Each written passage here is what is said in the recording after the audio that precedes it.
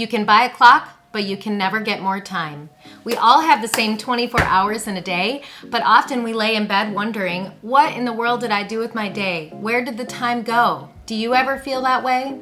Today we're sharing 3 ways to help you think differently so you improve your most precious asset, time. Together, we bring our unique perspectives and experiences to align our whole self into greater purposes and intentional living. We know that living life is complicated, feeling like we are pulled in 47 directions at once. But each daily activity can likely be put into one of 3 categories: work time, rest time, and growth time. What takes the majority of your time? What drains your energy? How can you have a better attitude at work? What about saying no to things so you can say yes to others? Over the next few weeks, we'll talk about topics like minimalism, health, and productivity. So you don't miss any of our videos, please take a quick moment of your time and subscribe to our channel. Thinking about time, I'm sure you have heard all of these quippy sayings. Time waits for no one. Time is money. Time is the most valuable thing you can spend. Time heals all wounds. Time takes it all. Well, the first block of time that we want to talk about is our work time.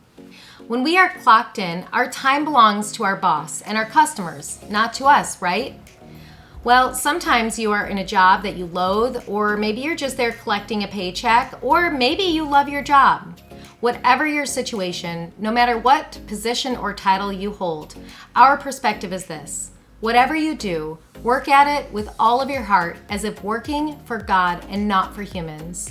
When we work fully with everything inside of us. We may not understand it, but what we're doing today prepares us for something down the road in our future, about who we are going to become in the future. Yeah, and while we work, we have the opportunity to help others in some way. At work, we can benefit others, like our boss, even if we don't like them, teammates, and customers. It's all a matter of our perspective and the attitude we have while we work.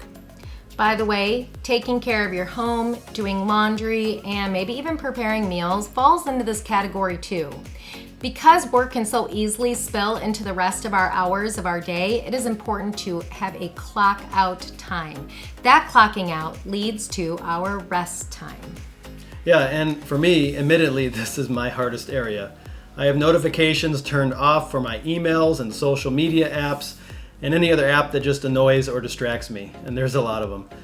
So taking a full day off, though, I need boundaries, and that's what helps me rest. This allows me to be fully present with people who I want to be with, friends and family. But it also gives me time to do things that I want to do. Boundaries, when we're not working, allow us the white space we need to be refreshed for the next day. It also gives us time for self-care, like adequate sleep, exercise, and proper hygiene. I take cold showers every day, but I'll talk about that in another video. Now, rest doesn't have to mean just sitting on the couch Netflix binging, although some days that's fun to do. It might mean getting outside for a walk, practicing yoga. It might mean playing a game, reading a book, or working on a puzzle. There are lots of ways to rest. If you find this one particularly challenging, we've linked to a few articles on why rest might be difficult for you and why rest even matters. The third main block of time is growth time. I love learning and seeking new ways how I can become a better version of me. I don't prefer to read words in a book, so what I do is listen to them in Audible, on YouTube, and podcasts.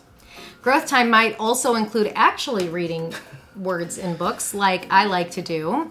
It might include watching documentaries, studying your side hustle craft, or learning something new like playing guitar or drawing or trying a new recipe. We've linked to some of our favorite books and podcasts for you. When we're young, we don't often think about the time we spend each day, but time is fleeting. Our hope for you is that you choose to spend it with purpose and intentionality rather than constantly being bogged down with an intense task list that seems to never end. In a future video, we'll share our tips on productivity within each of these time blocks. We want to hear from you and what you think about time. What questions or thoughts do you have? If you are feeling overwhelmed in your own schedule, a good practice might be to write out all of your activities for a week, then categorize them into these 3 groups. Again, that's work time, growth time, and rest time.